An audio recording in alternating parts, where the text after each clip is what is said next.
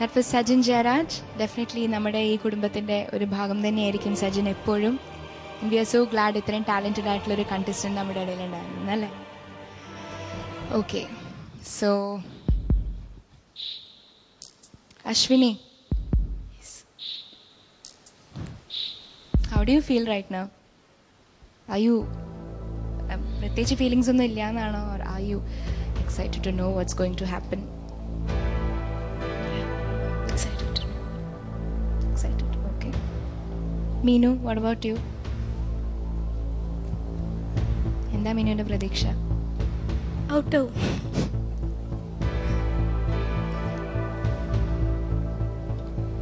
Ashwini, what do you think about Meenu? പാവം കുട്ടിയാണ്. ശരിക്കും സിസ്റ്റർ പോലെയാണ്. ശരിക്കും പാവം കുട്ടിയാണ്. But unfortunately, it's time to say goodbye to her. Meenu, I'm sorry. Meenu classical പഠിക്കുന്നുണ്ടോ? പഠിക്കുന്നുണ്ട്. ഓക്കെ. ആരുടെ അടുത്താണ്?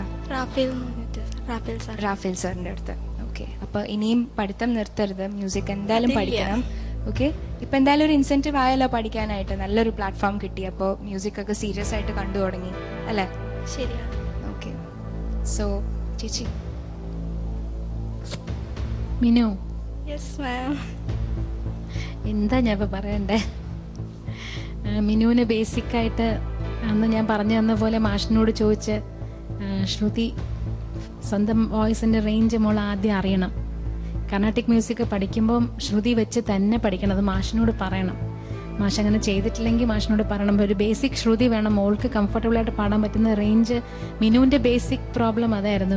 മിനു പാടുന്നുണ്ട്, പക്ഷെ പാടുന്നത് അറിഞ്ഞല്ലേ പാടുന്നത്. എന്തോ മോൾക്ക് ശരിക്കുള്ള വോയിസ് എന്താന്ന് മോൾക്ക് അന്ന് അറിഞ്ഞൂടെ, ഓർമ്മയില്ലേ? അപ്പൊ അത് ആദ്യം അത് കണ്ടുപിടി. മോള് സീരിയസ് ആയിട്ട് എടുക്കണം, ഇതൊരു തമാശയായിട്ട് എടുക്കരുത്. ഇതെനിക്ക് മനസ്സിലായി വരുന്നു.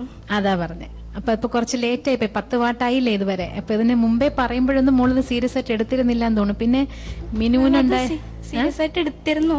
അത് അങ്ങനെ ആയി വരാനായിട്ട് കുറച്ച് ടൈം എടുക്കും. അത് രഘുറാം സാറും പറഞ്ഞിരുന്നു.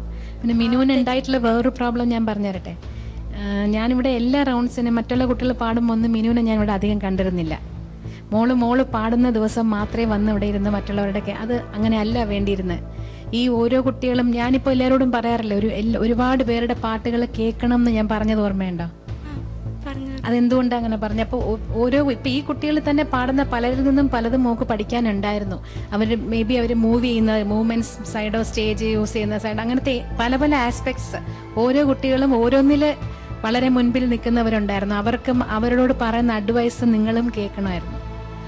മനസ്സിലായോ? ഓരോരുത്തർ കോമൺ ആയിട്ടുള്ള ചില കാര്യങ്ങൾ എപ്പോഴും ചിലപ്പോൾ എല്ലാവരോടും പറഞ്ഞു. അപ്പൊ അതെല്ലാം കേൾക്കണം. അപ്പൊ നിങ്ങൾ വളർന്നു വരുന്ന കുട്ടികളല്ലേ, നിങ്ങൾക്ക് അങ്ങനെ പറഞ്ഞു തരാൻ ഇപ്പൊ ആരും ഇല്ലല്ലോ. അപ്പൊ ഇങ്ങനെ ഒരു വേദി നിങ്ങൾക്ക് കിട്ടുമ്പോൾ ഞങ്ങൾക്കൊക്കെ ഉള്ള എക്സ്പീരിയൻസ് വെച്ചിട്ടുള്ളതാണ് ഞങ്ങൾ ഈ പറയുന്നത്. അപ്പൊ അത് പോസിറ്റീവായിട്ട് എടുത്ത് അത് കേട്ട് അതിനനുസരിച്ച് നിങ്ങളെ കൊണ്ട് ചെയ്യാൻ പറ്റുന്നത് നിങ്ങൾ ചെയ്തിരുന്നുവെങ്കിൽ എനിക്ക് തോന്നുന്നില്ല മീനു ഒന്ന് ഈ പൊസിഷനിൽ വരുമായിരുന്നു എന്ന്.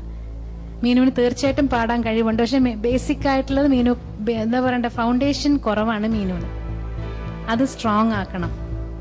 ബേസിക്സ് ആണ് ഏറ്റവും അധികം പഠിക്കേണ്ടത്. അതാണ് നമ്മളെ അങ്ങ് അറ്റം വരെയും കൊണ്ടുപോകുന്നത്. ഫൗണ്ടേഷൻ സ്ട്രോങ് ആയിരിക്കണം. എത്ര നില വേണമെങ്കിലും കെട്ടിപ്പോക്കാം, പക്ഷെ ആ ഫൗണ്ടേഷൻ സ്ട്രോങ് ആയെങ്കിൽ മാത്രമേ പറ്റുള്ളൂ. അതുകൊണ്ട് മോള് ഹാർഡ് വർക്ക് ചെയ്തേ പറ്റൂ. ശ്രുതി ഇട്ട് തന്നെ കർണാട്ടിക് മ്യൂസിക് പഠിക്കണം. അവനവന്റെ പറ്റിയ റേഞ്ച് എന്താന്നുള്ളത് ആദ്യം അറിയണം കേട്ടോ. All the best. Thank you Ramesh sir. ഒരു കാര്യം എനിക്ക് കൃത്യമായിട്ട് പറയാൻ പറ്റുന്നത്, ഈ പർട്ടിക്കുലർ കോമ്പറ്റീഷനിൽ 2 crore ആപ്പിൾ ഡേ ഇതിൽ വന്നിട്ടുള്ള പാർട്ടിസിപ്പേറ്റ് ചെയ്തിട്ടുള്ളവരെല്ലാം ഭാഗ്യം ചെയ്തിട്ടുള്ളവരാണ്. കാര്യം ഇത്രയും കൃത്യമായിട്ട് ചിത്രാജി ഇപ്പൊ ഞാൻ പറഞ്ഞത് കേട്ടു.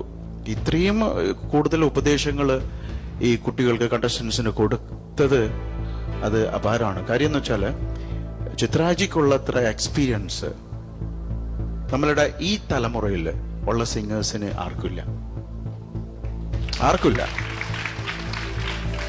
ഈ ഒരു കാര്യം നമ്മൾക്ക് പഠിക്കാനുണ്ട്, ഒരുപാട് കാര്യങ്ങൾ ചിത്രാജിയിൽ നിന്ന്.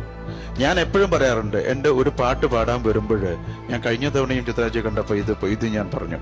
കാര്യം ഒരു പാട്ട് പഠിക്കാൻ വരുമ്പോൾ ഇദ്ദേഹം വരുന്നത് സീറോ മനസ്സാണ്, ഒന്നുമില്ലാതെ പേടിച്ചുകൊണ്ട് എന്താണ് പഠിക്കാനുള്ള ഒരു ഒരു ഒരു ഒരു സ്റ്റുഡന്റിനെ പോലെയാണ് ചിത്രരാജ് മുന്നിലേക്ക് വരുന്നത്. അപ്പോഴേ ഈ സ്റ്റുഡന്റ് ആണ് സർ. ഇതാണ് ദിസ് ഈസ് ദി ഗ്രേറ്റ്നെസ് ഒരു സിംഗറിന്. ഇതാണ് ഗ്രേറ്റ്നെസ്. ഇങ്ങനെയുള്ള ഒരുപാട് ഘടകങ്ങൾ നമ്മൾ മനസ്സിലാക്കാനുണ്ട്. അപ്പൊ എനിക്ക് വേറെ ഒരു ചാനലിലും ഇത്രയും ശക്തമായിട്ട് പിന്നെ പറഞ്ഞു കൊടുക്കുന്ന ഒരു ജഡ്ജ് ഉണ്ടെന്ന് എനിക്ക് തോന്നുന്നില്ല. കാര്യം ഇത്രയും കാര്യങ്ങൾ തുറന്ന് പറയുകയാണ്. ഒരു സിംഗറിന്റെ ഉള്ളിലുള്ള പിന്നെ എക്സ്പീരിയൻസ് മുഴുവനായിട്ടും അവർ പറയാണ്, മറ്റുള്ളവർക്ക് കാണിച്ചു കൊടുക്കാണ്. എൻ്റെ അടുത്ത് പണ്ട് ലോകത്തിൽ ഒന്നാമത്തെ പാട്ടുകാരനാണ് പണ്ഡിറ്റ് ജസ്രാജ്. ചിത്രരാജിയെ ഭയങ്കര ഇഷ്ടമാണ് പണ്ഡിറ്റ് ജസ്രാജിക്ക്, എൻ്റെ ഗുരുജിക്ക്. അപ്പോൾ ഗുരുജിയുടെ മുന്നിൽ 15 വർഷം മുന്നേ ഞാൻ ഗുരുജിയുടെ മുന്നിൽ പാടാൻ പോകുമ്പോൾ എൻ്റെ ചേട്ടൻ വന്നിട്ട് ചോദിച്ചു, എടാ നീ പണ്ഡിറ്റ് ജസ്രാജിന്റെ മുന്നിലാണ് പാടുന്നത്, എനിക്ക് പേടിയൊന്നുമില്ലേ? അപ്പോ ഞാൻ പറഞ്ഞത്, ഇപ്പോഴാണ് ചേട്ടൻ എൻ്റെ അടുത്ത് പറയുന്നത്, ഗുരുജിയാണ്, എനിക്കുള്ളത് എനിക്കുണ്ട്. മനസ്സിലായല്ലോ? എനിക്കുള്ള മ്യൂസിക് എനിക്കുണ്ട്. അപ്പൊ ഞാൻ എന്റെ ഫുൾ പൊട്ടൻഷ്യൽ എനിക്ക് എടുത്തേ പറ്റത്തുള്ളൂ അവിടെ. അപ്പോൾ ഞാൻ വേറെ ഒന്നും ചിന്തിക്കില്ല. എന്റെ മുഴുവൻ പൊട്ടൻഷ്യൽ എടുത്ത് ഞാൻ ധ്യാനത്തിലാണ് ഇരിക്കുന്നത്. ആ ധ്യാനത്തിലുള്ള സംഗീതമാണ് ഞാൻ അവിടെ അർപ്പിക്കുന്നത്. അതിനാണ് ക്രെഡിറ്റ് എനിക്ക് കിട്ടുന്നത്. അതിനുശേഷം കോൺസേർട്ട് കഴിഞ്ഞപ്പോൾ ഗുരുജി എന്നെ കെട്ടിപ്പിടിച്ചു. വളരെ നല്ല അപ്രിസിയേഷൻ ആയിരുന്നു ഗുരുജി എന്ന് പറഞ്ഞത്. അപ്പൊ ഇതാണ് ഒരു ഘടകം. നമ്മൾ അർപ്പണമായിരിക്കണം സംഗീതം. മോള് ഇവിടുന്ന് പോകുന്നുണ്ടെങ്കിലും ഒരുപാട് കാര്യങ്ങൾ ചിത്രരാജി മോളെ പറ്റി പറഞ്ഞു ഞാൻ കേട്ടു. വളരെ ശക്തമായിട്ട് ഇനിയും പഠിക്കുക. സംഗീതം ഡാർക്കിൽ ഇരുന്നിട്ട് ഉണ്ടാക്കേണ്ടതാണ്, അതായത് ഇരുട്ടിലിരുന്നിട്ട് ഉണ്ടാക്കേണ്ടതാണ് സംഗീതം, എന്നിട്ട് വെളിച്ചത്ത് കൊണ്ടുവരേണ്ടതാണ്. നിങ്ങൾ ഒരാൾ മനസ്സിലാക്കാം. All the best. Shri Ramesh ji എല്ലാം പറഞ്ഞു. You have wonderful people advising you here. ഇതിനേക്കാൾ യു